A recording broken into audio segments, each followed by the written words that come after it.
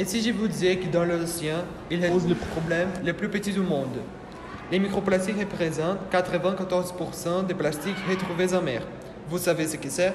Non. Un microplastique est une particule de plastique dont la taille est inférieure à 5 mm. Il s'agit d'un déchet qui peut se retrouver dans les océans, les littoraux, qui peut être ingéré par des poissons, des mammifères marins, mais aussi des oiseaux de mer. Ils sont retrouvés des vêtements esthétiques, des sacs en plastique, des filets de pêche abandonnés en mer, des microparticules libérées par les pneus de voiture, du sel et même l'air que nous respirons. Mais monsieur de Mardi, vous nous dites que nous respirons des microplastiques? De l'océan Atlantique, au fleuve, de la plage de Charitas, aux grandes métropoles. Les microplastiques sont partout et généralement sans être vus.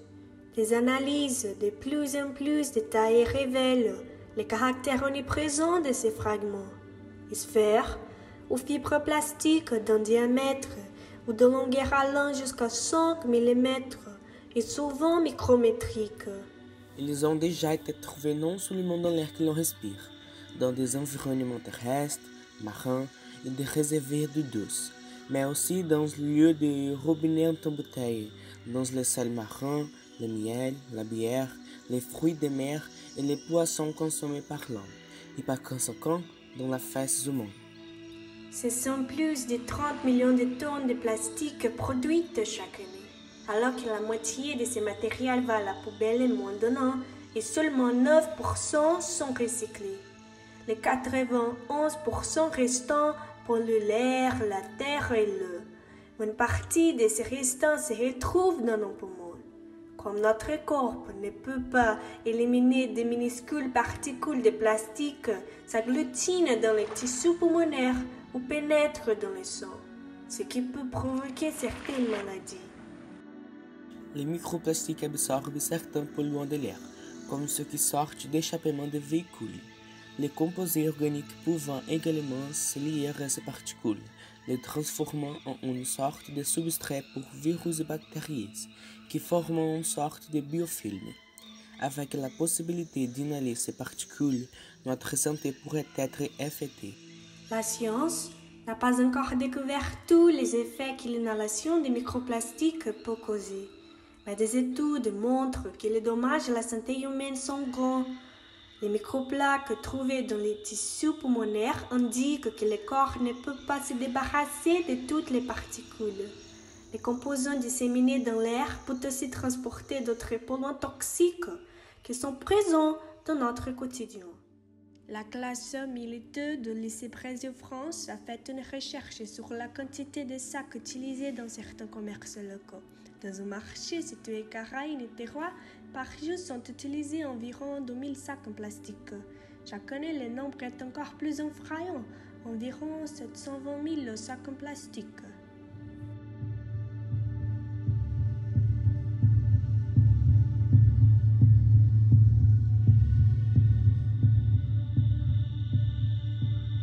Oui, nous respirons des microplastiques. Conseil pour limiter la pollution aux microplastiques. Prioriser les produits biodégradables. Jeter consciemment les déchets.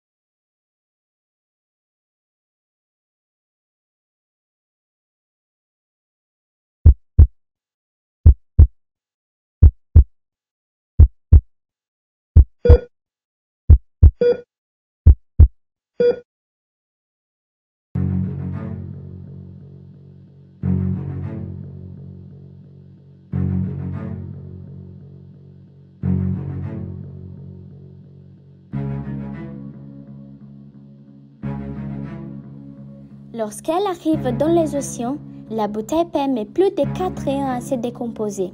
Au cours de ce processus, il se transforme en microplastique que de nombreux animaux marins confondent avec des petits morceaux de nourriture.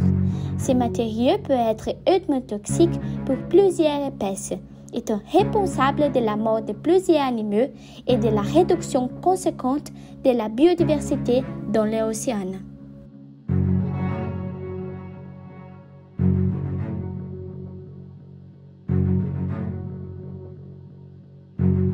Lorsqu'elle est jetée dans les ordures ménagères, la bouteille en PET finit par être émenée dans des décharges où elle restera jusqu'à ce qu'elle se décompose complètement. Rappelons cependant que le temps de décomposition de cette matière est très long et, en plus on jette des bouteilles PET dans les ordures ménagères, plus la quantité de déchets accumulés dans les décharges.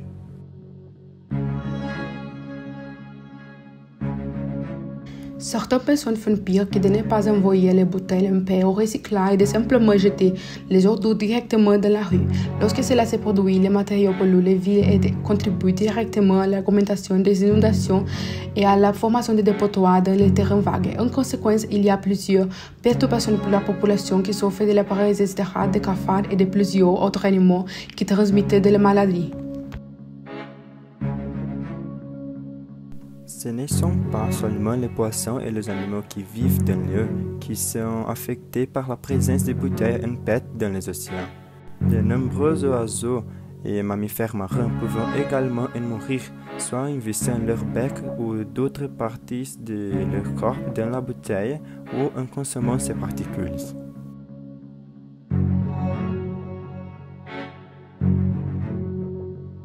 Une quantité croissante d'algues dans l'océan pourrait entraîner un excès de consommation d'oxygène, ce qui en ferait manquer pour d'autres espèces. Au-delà, il interférerait sur le chemin de la lumière vers le niveau inférieur, diminuant ainsi les chances que la vie se développe correctement.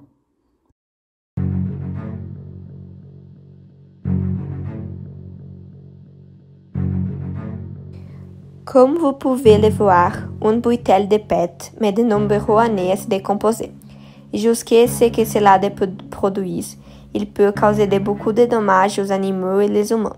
Par conséquent, il est essentiel de trouver des moyens de réutiliser et recycler les bouteilles en PET, ou de toujours prendre soin de les jeter dans les poubelles recyclables, afin de s'assurer qu'elles sont correctement envoyées sans nuire à l'environnement.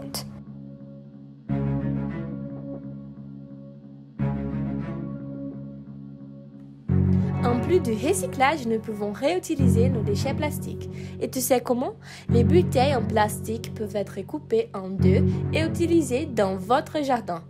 De cette façon, vous stockez l'eau de pluie et vous n'avez pas besoin d'arroser vos plantes tous les jours. Une autre façon sympa d'aider l'environnement et vous tout aussi est de transformer les fonds de bouteilles en porte à crayon. Ainsi, votre domaine d'étude est bien organisé. De plus, les contenants de crème glacée peuvent être un excellent stockage pour les haricots. La réutilisation est facile.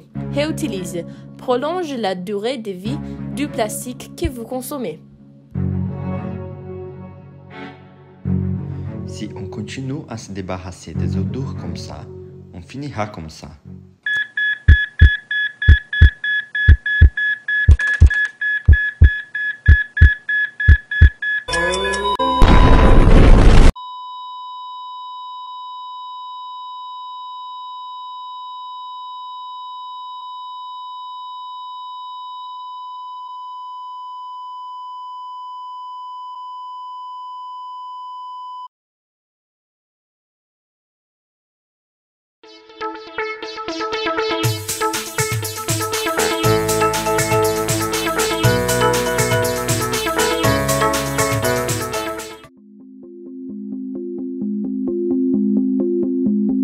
La vie en mer est un danger. Les microplastiques deviennent progressivement la menace la plus sérieuse pour la survie de ces animaux. Une étude réalisée en 2016 par la Fondation Ellen MacArthur et le cabinet de conseil McKinsey a révélé que d'ici 2050, la quantité de ces matériaux dans les océans sera écrasante. À ce rythme, les microparticules de polymères deviendront plus nombreuses que les êtres vivants eux-mêmes. C'est une menace invisible. Et après tout, que são ces microplastiques? O plástico é grande problema que gera muito impacto ambiental na atualidade. E a degradação gera uma série de fragmentos de plástico menores que nós chamamos aí de microplásticos. C'est ainsi qu'ils configurent une menace invisible. Si les animaux marins ne peuvent pas les distinguer, les humains préfèrent faire semblant de ne pas les voir non plus. Son origine s'est faite de plusieurs manières. Ils peuvent être transportés par les courants d'eau et des vents provenant des vêtements, des produits cosmétiques et des fuites des plateformes pétrolières. Cette irresponsabilité est à l'origine de grands dangers pour la vie dans l'océan, au sein des chaînes alimentaires. Trata-se de uma transferência de energia alimentar desde sua origem pelos organismos autotróficos até aos organismos heterotróficos que são considerados consumidores. Em qualquer ecossistema, quando eu mexo na diversidade de determinada espécie, eu certamente estarei afetando uma outra espécie ligada a ela. Seja essa outra espécie um predador, seja ela a espécie que serve de alimento. Ainsi, une fois clarifiée l'importance de l'équilibre des populations marines et de la nature dans son ensemble, il est possible de comprendre comment le problème peut être amplifié. C'est là qu'intervient le concept de bioaccumulation. A bioacumulação é um processo no qual substâncias tóxicas liberadas no ambiente são assimiladas por organismos vivos. Exemplos dessas substâncias são os metais pesados, os organoclorados e os organofosforados, muito utilizados ainda na agricultura para o controle de espécies praga, assim como o cloreto de vinila, também utilizado na fabricação de plástico. L'hippocampe, par exemple, souffre beaucoup de ces processus car c'est un consommateur primaire et secondaire. En conséquence, son taux de mortalité n'a jamais été aussi élevé qu'aujourd'hui. Ao pensar o cavalo marinho contaminado por uma grande quantidade de microplástico no seu organismo, já que o cavalo marinho se alimenta, por exemplo, de plâncton, pequenos crustáceos, moluscos, e esta fonte alimentar pode também estar contaminada, este cavalo marinho pode apresentar uma bioacumulação nos seus tecidos. Isso pode ser prejudicial à saúde dele. Mais pourquoi la mort de ces animaux est-elle si inquiétante et quel est son rapport avec les microplastiques? O cavalo marinho é uma espécie muito interessante porque funcionam aí como bioindicadores, porque são espécies muito sensíveis a variações ambientais, sejam elas com relação à presença de substâncias, sejam elas de mudança de temperatura, mudança do clima. Se a gente trabalhar no sentido de observar a quantidade de cavalos marinhos encontrados num determinado tempo, num determinado lugar, num ambiente marinho, e com o passar do tempo observa-se que está diminuindo o número de indivíduos desta população, isto pode sugerir que aquele ambiente está altamente poluído. Então, é como se ele tivesse sinalizado que este ambiente pede um socorro. L'hippocampe n'est qu'un cas parmi des millions de cas existants. Comment gérer la situation maintenant qu'elle est à un niveau si avancé? Nós precisamos ser consumidores mais conscientes para que nós façamos escolhas mais conscientes que minimizem os nossos impactos sobre o meio ambiente. Um exemplo disso é escolher produtos alternativos que não utilizem desses compostos no seu processo produtivo, minimizando aí os impactos sobre o ambiente. O processo de educação ambiental, que está muito ligado ao consumo consciente, à reciclagem, aos 5R, é importantíssimo nesse processo de conscientização. Além disso, o desenvolvimento de novas tecnologias é fundamental. De cette façon, avec l'effort collectif pour réduire l'utilisation des plastiques au quotidien, nous pouvons construire un avenir dans lequel cette situation est inversée. L'hippocampe doit être pour nous un symbole de lutte et de résistance contre cette menace pour la vie.